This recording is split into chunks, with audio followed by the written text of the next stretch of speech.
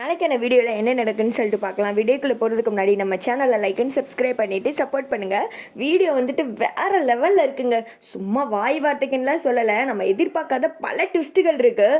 இந்திராவை என்னடா இப்படி வச்சு நைய புடைக்கிறாங்களேன்னு சொல்லிட்டு நினைச்சா, இன்றைக்கி அதுக்கெல்லாம் சேர்த்து வச்சு இந்திராவுக்கு வந்துட்டு அப்படியே மான மரியாதை தான் போங்க.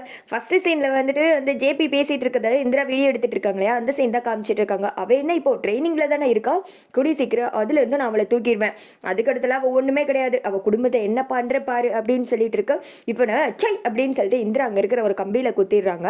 அதை வந்துட்டு அங்கே இருக்க ஒரு ரவுடி பார்த்துடுறா. என்ன இது இங்கிட்ட ஏதோ ஒரு சவுண்டு கேட்குது அப்படின்னு சொல்லிட்டு குடுகுடுன்னு ஓடி வர இந்திரா சைடில் போய் ஒளிஞ்சிக்கிறாங்க. அவனை சுற்றி முற்றி தேடி பார்க்குறான். அப்போ ஜேபி கூப்பிட்றாங்க, டே அங்கே என்னடா பண்ணிட்டு இருக்க அப்படின்னு சொல்ல, இல்லையா இங்கே யாரோ இருந்த மாதிரியே இருந்துச்சு, எனக்கு சவுண்டு கேட்டுச்சு நான் பார்த்தேன் அப்படின்ற மாதிரி சொல்ல, உனக்கு பகல்லே கண்ணு தெரியாது, இதில் வந்துட்டு யாரோ இருந்தாங்களாமா, வாடா நிறைய வேலை கிடக்கு அப்படின்ற மாதிரி சொல்ல, இல்லையா நான் சொல்கிறத நம்புங்க அப்படின்ற மாதிரி அவனு எவ்வளவு சொல்ல, இந்த கூம்பிட்டு ஜேபி அதெல்லாம் ஒன்றும் இருக்காது, வாடா இவன் வேற ஒருத்தன் அப்படின்னு சொல்லிட்டு அங்கேருந்து வந்துட்டு கூப்பிட்டு போயிடுறாங்க. இதை வந்துட்டு இந்திரா பார்த்துட்டு, உன்னை விட மாட்டேன்டா கிறுக்கு பையில, உன்னை என்ன பண்ணுற பாரு கூமுட்டை அப்படின்னு சொல்லிட்டு விறுவிறுன்னு வீட்டுக்கு வராங்க.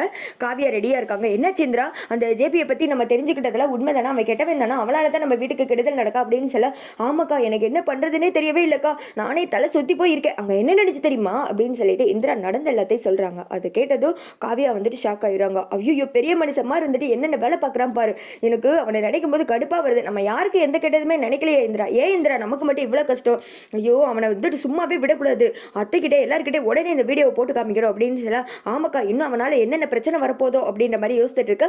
கரெக்டாக அந்த இடத்துக்கு வந்துட்டு குறுக்க அந்த கௌசிக் பூந்த மாதிரி ஜேபி வந்துடுறாரு. பாரு எப்படி வர்றான் பாரு, நடந்து அப்படியே அவன் கண்ணு ரெண்டு பிச்சு தின்னு விடலாம் போல இருக்குது அப்படின்ற மாதிரி காவியா சொல்ல, என்ன ரெண்டு பேரும் அப்படியே டிஸ்கஸ் பண்ணிக்கிட்டு இருக்க மாதிரி இருக்குது, என்ன பேசிகிட்டு இருக்கீங்க, ஓஹோ அவங்க வந்து மிரட்டினாங்கல்ல அதனால பயத்தில் இருக்கீங்களா அப்படின்ற மாதிரி கேட்டுட்டு இருக்க. வீட்டில் எல்லாருமே வந்துடுறாங்க. வந்ததுமே வாங்க சார் அந்த ஃபைலெல்லாம் பார்த்தீங்களா, என்னாச்சு, அதெல்லாம் போலி டாக்குமெண்ட் தானே, விசாரிச்சிங்களா, உங்களுக்காண்டி தான் நாங்கள் காத்துட்ருக்கோம், நீங்கள் சொன்னதுக்கு அப்புறம் தான் நாங்கள் என்ன முடிவெடுக்குன்னு சொல்லிட்டு யோசிக்க முடியும் அப்படின்ற மாதிரி சொல்லிட்டு இருக்கேன். இப்போ நான் அதை பற்றி பேசுறதுக்காக இல்லை, அந்த ஃபைலை நான் பார்க்கல அப்படின்னு சொல்ல, என்ன ஜேபி சார் இப்படி பொறுப்பே இல்லாமல் பேசிகிட்டு இருக்கீங்க, நீங்கள் பாட்டுக்கு ஃபைலை பார்க்கலன்னு சொல்லிட்டு இருக்கீங்க, நீங்கள் பார்த்து சொன்னால் தானே நாங்கள் மேற்கொண்டு நடவடிக்கை எடுக்க முடியும், இப்படி சொன்னால் எப்படி அப்படின்னு சொல்ல, ஐயோ ஜெயாமா கொஞ்சம் நான் சொல்கிறத பொறுமையாக கேளுங்க, இப்போ நான் அதை விட பெரிய விஷயத்துக்கு வந்திருக்கேன் அப்படின்னு சொல்ல, அதை விட பெரிய விஷயமா அப்படி என்ன நடக்க போகுது அப்படின்ற மாதிரி கேட்க, அந்த உங்கள் வீட்டுக்கு வந்து தகராறு பண்ணாங்கல்ல அவங்க மறுபடியும் இங்கே அடிதடி பண்ணுறதுக்காக வர்றதா எனக்கு வந்துட்டு நியூஸ் வந்துச்சு, உடனே இதை உங்ககிட்ட சொல்லி அலர்ட் பண்ணலாம் தான் நான் வந்தேன் அப்படின்ற மாதிரி சொல்ல, ஐயோ அப்படின்னு சொல்லிட்டு வீட்டில் இருக்க எல்லாருமே வந்துட்டு பதறி போயிடுறாங்க. அப்படி எதுவும் வந்துச்சுன்னா நீங்கள் போலீஸ் கிளீசன் போவேணாம், அது தேவையில்லாமல் பெரிய பிரச்சனை ஆகிடும், நீங்கள் உடனே என்கிட்ட சொல்லுங்கள், என்னோட ஆட்களை வச்சு இதை நான் சுமூகமாக முடிச்சிடுறேன், அவங்களுக்கும் எனக்கும் தானே பிரச்சனை, இதை நானே டீல் பண்ணிக்கிறேன் அப்படின்ற மாதிரி சொல்ல, இந்ததுக்கு இந்திரா சொல்கிறாங்க, அதெல்லாம் ஒன்று நீங்கள் சொல்ல தேவையில்ல, அவங்க அப்படி சப்போஸ் பிரச்சனைக்கு வந்தாங்கன்னா நாங்கள் கண்டிப்பாக போலீஸுக்கு தான் போவோம் அப்படின்னு சொல்லிட்டு சொல்ல, உனக்கு கொஞ்சமாவது அறிவு இருக்காடி அப்படின்னு சொல்லிட்டு ஒரு ஆள் திட்ட ஆரம்பிச்சிடறாங்க. இந்நேரம் நீங்களே கெஸ் பண்ணிருப்பீங்க, அது வேற யாரும் கிடையாது, நம்ம சகுனி ராகினி தான். அவ்வளோ பெரிய மனுஷன் மூச்சு மூட்டை உட்காந்து கத்திக்கிட்டு இருக்காரு, நீ பாட்டுக்கு போலீஸ் தான் போவேன்னு சொல்லிட்டு எகத்தாலமா பேசிக்கிட்டு இருக்க, இங்க பாரு உன்னோட பணம் பதவி அதிகாரம் இதெல்லாம் இங்கே காட்டாத, இங்கே எங்கள் அக்கா தான் எல்லாமே, உன்னுடைய சட்டத்தில் ஆஃபீஸில் போய் வச்சுக்கோ, ஆளு மண்டை பாரு அப்படின்னு சொல்லிட்டு ராகினி திட்டிக்கிட்டு இருக்க. இந்த திக்க வந்துட்டு ஜெயா சொல்கிறாங்க, அவர் அவ்வளோ பெரிய மனுஷன், நீ பாட்டுக்கு என்ன பேசிகிட்டு இருக்க அப்படின்ற மாதிரி சொல்கிறதுமே, ஜெயாமா நல்லா சொல்லுங்க, எழுங்க என்ன எதுன்னு ஒழுங்க கேளுங்க, உங்க மருமகளை பேச விட்டு வேடிக்கை பார்க்குறீங்களா அப்படின்னு சொல்ல, ஐயோ சார் நீங்கள் கொஞ்சம் அமைதியாக இருங்க, அவள் எதுக்காக இப்படி பேசுகிறான்னு எனக்கே தெரியல அப்படின்ற மாதிரி சொல்ல.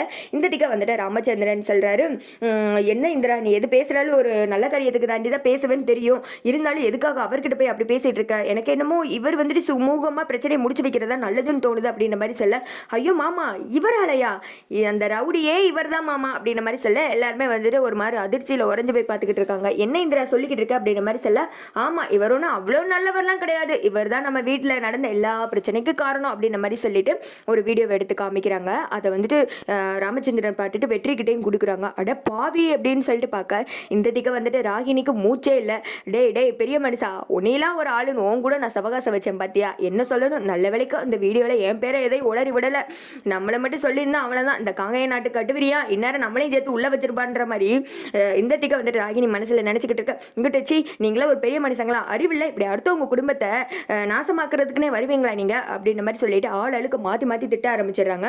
இப்போ போலீஸ்கிட்ட கொடுக்கல, போலீஸ்கிட்ட கொடுத்தா யார் அள்ளிட்டு போவாங்கன்னு தெரியும் அப்படின்ற மாதிரி இந்திரா சொல்கிறாங்க. சொல்லியா இதெல்லாம் யாருக்காக பண்ண? நாங்கள் உங்களுக்கு அப்படி என்ன துரோகம் பண்ணோம்? எதுக்கு எங்கள் குடும்பத்தை எப்படி பாழாக்கிட அப்படின்ற மாதிரி ஆளாளு கத்த ஆரம்பிக்க, ஆமாம் நான் தான் பண்ணேன். எதுக்காக பண்ணேன்? இந்த இந்திராவை பழிவாங்கன்னா பண்ணேன். இவன் என்ன பண்ண தெரியுமா? என்கிட்ட இருந்த என்னோட ஒரே பையனை வந்துட்டு பிரிச்சுட்டா. அவன் தூக்கில் தொங்குல கண்ணால் பார்த்தேன். அதை மட்டும் விட்டுட்டு என்னால் வந்துட்டு என்ன செய்ய சொல்கிறீங்க? அவனோட ஞாபகம் வந்துட்டு என்கிட்ட இருந்து எடுக்க முடியல. அதுக்கெல்லாம் காரணம் இந்த இந்திரா தானே. ஏமாக போயிட்டான். இவன் மட்டும் சந்தோஷமா இருக்கலாமா? அதுக்காண்டி தான் இவளை பழி வாங்கணும்னு இந்த எல்லா வேலையும் பார்த்தேன். இனிமேல் நான் அவளை சும்மா விட போனதெல்லாம் கிடையாது அப்படின்னு சொல்லிட்டு கத்தி எடுத்து இந்திராவை குத்துறதுக்காக போக எல்லாருமே வந்துட்டு தடுக்கிறாங்க. அந்த சைடு ராகினி மட்டும் நின்று நக்கலாக சிரிச்சுக்கிட்டு இருக்காங்க. ஒரு வழியாக கத்தியை தள்ளிவிட கழுத்து பிடிச்சி நெரிக்க ஆரம்பிச்சிடறாங்க. கரெக்டாக அந்த டயத்துக்கு போலீஸ் வந்துடுறாங்க. போலீஸ் வந்துட்டு ஜேபியை பிடிச்சி இழுத்துட்டு போக, ஏய் இப்போ நான் போயிட்டேன்னு சந்தோஷப்படாத, கண்டிப்பாக உன்னை அழிக்க மீண்டு வருவண்டி, உன்னை சும்மாவே விட மாட்டேன், உன் சாவு என் கையில் தான் அப்படின்ற மாதிரி சொல்ல, அதுக்கு நீ வெளியில் வந்தால் பார்க்கலாம் மேடம், இவன் வந்துட்டு சாகுற வரைக்கும் உள்ளதான், நீங்கள் கவலைப்படாதீங்க, ஒரு கம்ப்ளைண்ட் மட்டும் கொடுத்துருங்க அப்படின்ற மாதிரி சொல்லிட்டு சரியான நேரத்துக்கு வந்தீங்க அப்படின்ற மாதிரி இந்திராலாம் சொல்கிறாங்க. அப்புறம் போலீஸ் இழுத்துட்டு போயிரு. என்னாச்சு அப்படின்ற மாதிரி ஜெயா வந்துட்டு இந்திரா கழுத்தெல்லாம் தடவை கொடுத்துட்டே கேட்குறாங்க. ஏதோ உங்கள் பையன் பிரச்சனை அதுதானே என்ன அப்படின்னு சொல்லிட்டு கேட்க, அது வந்து அத்தை அப்படின்னு சொல்லிட்டு இந்திரா நடந்த எல்லாத்தையும் சொல்கிறாங்க. ராகினி இந்த பக்கம் வந்துட்டு கொம்பு செய்ய விட ஆரம்பிச்சிடறாங்க. அக்கா அதானே பார்த்தேன், என்னடா நம்ம குடும்பத்துக்கு இப்படி பிரச்சனை வருது, இன்னும் இவளால் என்னென்ன பிரச்சனை வரப்போகுது அப்படின்னு சொல்ல, ராகினி கொஞ்சம் அமைதியாரு, ஏன் இப்படி வந்துட்டு பேசிகிட்டு இருக்கா, உன்னை அமைதியா இருன்னு சொன்னேன் அப்படின்னு சொல்லிட்டு ராகினி திட்ட ஆரம்பிச்சிடுறாங்க. என் பொண்ணை வந்துட்டு இந்திரா உருவத்தில் பார்க்குறேன், எனக்கு ஒரு பொண்ணு இருந்தால் கண்டிப்பாக இந்திரா மாதிரி தான் இருந்திருப்பா, எனக்கு ஒரு பொண்ணு இருந்தா அவளுக்கு இந்த மாதிரி பிரச்சனை வந்துச்சு, நான் தான் அவளுக்கு தைரியத்தை சொல்லி கொடுத்து வளர்க்கல, அதனால தான் அவள் என்னை விட்டு போயிட்டா, இந்திரா நீ எப்போவுமே இப்படியே இருமா அப்படின்னு சொல்ல ராகினி வந்துட்டு ஷாக் ஆயிடுறாங்க.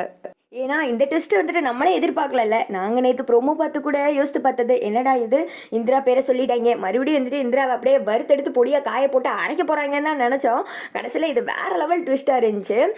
இனிமேல் வந்துட்டு நம்ம எல்லாம் எதிர்பார்த்ததா கண்டிப்பாக அந்த நெக்லஸ் வந்துட்டு இந்திராவுக்கு தான் கிடைக்க போகுது. ஏன்னா தன்னோட மகன் மாதிரியே அப்படின்னு சொல்லிட்டு ஜெயா சொல்லிட்டாங்க இல்லையா. அடுத்து வந்துட்டு என்ன இது இந்த அக்கா ஒரேடியாக இந்திரா பக்கம் சாஞ்சிட்டாங்க, இனிமேல் நம்ம பேச்சை கேட்க மாட்டாங்களோ அப்படின்னு சொல்லிட்டு இருக்க, இந்திராவை அப்படி தலையிலலாம் தடவி கொடுத்து ஒவ்வொரு பொண்ணும் தைரியமாக இருக்கணும், என் பொண்ணுக்கு நான் இந்த மாதிரி தைரியத்தை கற்றுக் கொடுக்க மறந்துட்டேன், அதுக்கு பதில் ரொம்ப செல்லத்தை தான் கொடுத்து வளர்த்துட்டேன், என்னுடைய ஒரே பொண்ணு அப்படின்ற மாதிரி சொல்லிட்டு ரொம்ப வந்துட்டு ஃபீல் பண்ணி அழுகுறாங்க. உன்ன மாதிரியே என் பொண்ணு தைரியமாக இருந்துச்சுன்னு வச்சுக்கோங்க, இந்நேரம் அந்த பொண்ணு ஏன் கூட இருந்திருக்கும், அவளுக்கு இந்த மாதிரி தான் பிரச்சனை நடந்துச்சு, எல்லாத்துக்கும் காரணம் நான் தான் அப்படின்னு சொல்லிட்டு ரொம்ப ஃபீல் பண்ணுறாங்க. இந்திரா வந்துட்டு அப்படியே ஒரு மாதிரி அழுதுகிட்டே ஜெயாவை பார்க்க, நீ இனிமேல் இப்படி தான் இருக்கணும், எப்போவுமே இந்த மாதிரி தைரியமாக இருக்கணும், எல்லா பொண்ணுங்களும் தைரியமாக இருக்கணும் அப்படின்னு சொல்லிட்டு கூடவே சேர்ந்து நமக்கும் சில பல மெசேஜ் அதில் வந்துச்சு.